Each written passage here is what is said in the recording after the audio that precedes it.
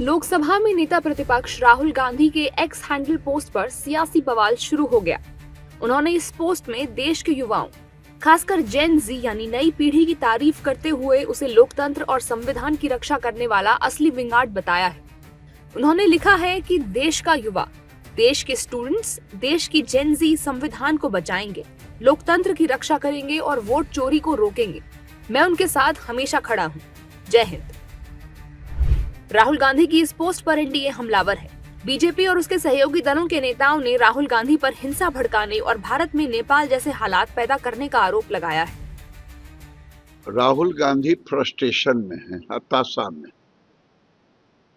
और मैंने पहले भी कहा था ये नकल सब, कभी मोदी जी का नकल करेंगे, कभी जैन जेड की बात करेंगे। ये अर्बन नक्सल बनना चाहते हैं। ये एक तरह से हताशा और निराशा की भाषा है। इससे ज्यादा निराशा और हताशा की भाषा क्या हो सकती है कि वो अब इस देश में अराजकता की स्थिति तक लाने को उद्यत हो गए हैं।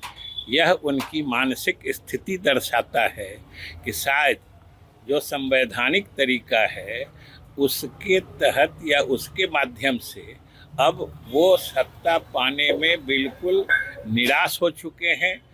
भारत के नौजवान प्रधानमंत्री नरेंद्र मोदी के विजन 2047 के साथ खुद को जोड़कर देख रहे हैं।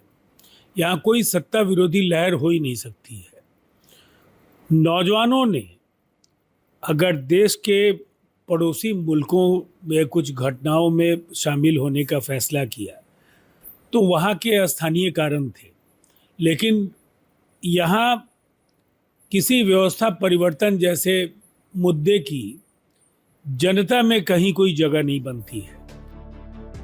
राहुल गांधी संविधान बचाने और वोट चोरी रोकने जैसे शब्दों का इस्तेमाल कर युवाओं के बीच सक्रिय हो रही नागरिक जिम्मेदारियों की भावना को उभार रहे हैं।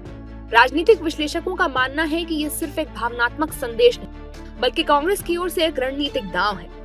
जेन जी, जो अब बड़ी संख्या में पहली बार वोट डालने जा रही है, 2025 और 2026 के विधानसभा चुनावों में निर्णायक भूमिका निभा सकती है।